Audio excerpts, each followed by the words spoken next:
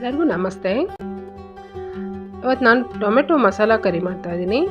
ಇದು ಇಡ್ಲಿ ದೋಸೆ ಜೊತೆಗೆ ಚೆನ್ನಾಗಿರುತ್ತೆ.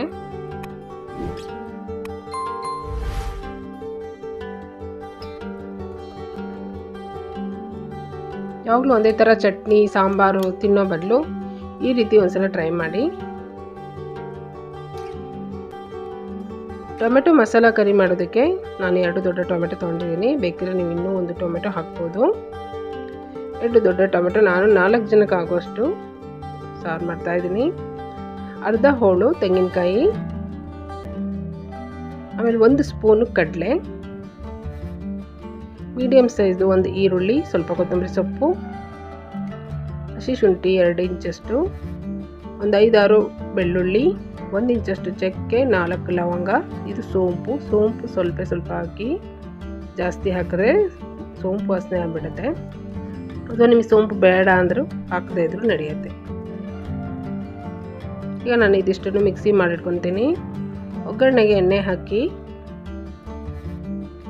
ಎಣ್ಣೆ ಬಿಸಿ ಆದಮೇಲೆ 1 ದೊಡ್ಡ ಈರುಳ್ಳಿ ಸಣ್ಣಗೆ ಹೆಚ್ಚಿರೋದು ಹಾಕ್ತಾಯಿದ್ದೀನಿ. 1 ದೊಡ್ಡ ಈರುಳ್ಳಿ ಅಥವಾ 2 ಚಿಕ್ಕ ಈರುಳ್ಳಿನ ಸಣ್ಣಗೆ ಹೆಚ್ಚಿರೋದು ಹಾಕಿ.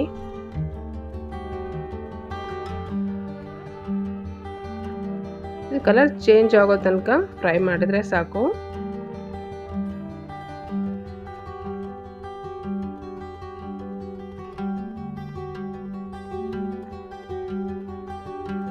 ಈಗ ಅದಕ್ಕೆ ನಾನು ಖಾರದ ಪುಡಿ ಹಾಕ್ತೀನಿ.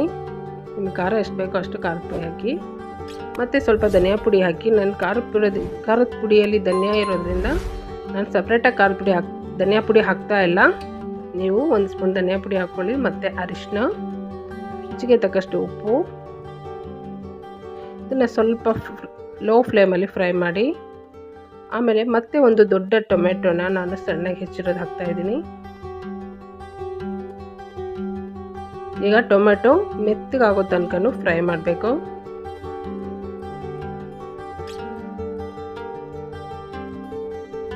ಟೊಮೆಟೊ ಸಾಫ್ಟಾಗಿ ಆಗಲಿ.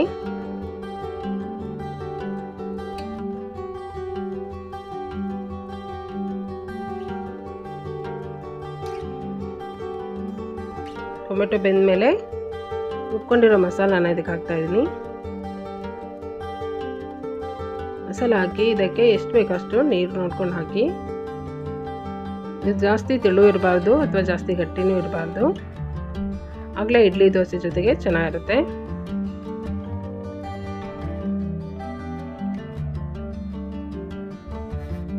ನೋಡಿ ನಾನು ಎಷ್ಟು ತಿಕ್ಕಾಗಿ ಮಾಡ್ತಾ ಇದ್ದೀನಿ. ಈಗ ಇದು ಜೋರಾಗಿ ಕುದಿ ಬರಲಿ. ಕುದಿ ಬಂದಮೇಲೆ ನೋಡಿ ಜೋರಾಗಿ ಕುದೀತಾ ಇದೆ. ಈಗ ಸ್ಟವ್ನ ಪೂರ ಕಮ್ಮಿ ಮಾಡಿ ಮುಚ್ಚಳ ಮುಚ್ಚಿ 5 ನಿಮಿಷ ನಾನು ಬೇಯೋದಕ್ಕೆ ಬಿಡ್ತೀನಿ. ಲೋ ಫ್ಲೇಮಲ್ಲೇ ಬೇಯೋದಕ್ಕೆ ಬಿಡಬೇಕಿದು. ಇದು ಚೆನ್ನಾಗಿ 5 ನಿಮಿಷ ಬೆಂದಮೇಲೆ ಟೊಮೆಟೊ ಮಸಾಲ ಕರಿ ರೆಡಿ ಆಗುತ್ತೆ. ಇಡ್ಲಿ ದೋಸೆ ಜೊತೆಗೆ ಇದು ತುಂಬ ಚೆನ್ನಾಗಿರುತ್ತೆ. ಈ ರೀತಿ ಒಂದ್ಸಲ ಮಾಡಿ ನೋಡಿ. ಈಗ ನೋಡಿ ಚೆನ್ನಾಗಿ ಮಸಾಲೆ ಎಲ್ಲ ಬೆಂದು ಮೇಲೆ ಎಣ್ಣೆ ಬಿಟ್ಟಿರುತ್ತೆ. ನೋಡಿ ಈಗ ರೆಡಿ ಇದೆ. ಇದಕ್ಕೆ ಸ್ವಲ್ಪ ಕೊತ್ತಂಬರಿ ಸೊಪ್ಪು ಹಾಕಿ.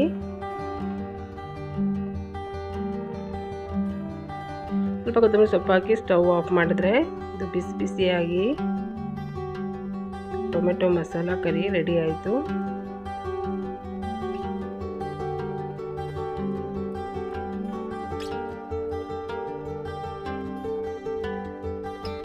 ಬಿಸಿ ಬಿಸಿ ಇಡ್ಲಿ ಜೊತೆ ಸರ್ವ್ ಮಾಡಿ ಸೂಪರಾಗಿರುತ್ತೆ ಇದು. ನನ್ನ ವಿಡಿಯೋ ಇಷ್ಟ ಆದರೆ ಲೈಕ್ ಮಾಡಿ, ಶೇರ್ ಮಾಡಿ, ಮರೀದೆ ಸಬ್ಸ್ಕ್ರೈಬ್ ಮಾಡಿ. Thank you.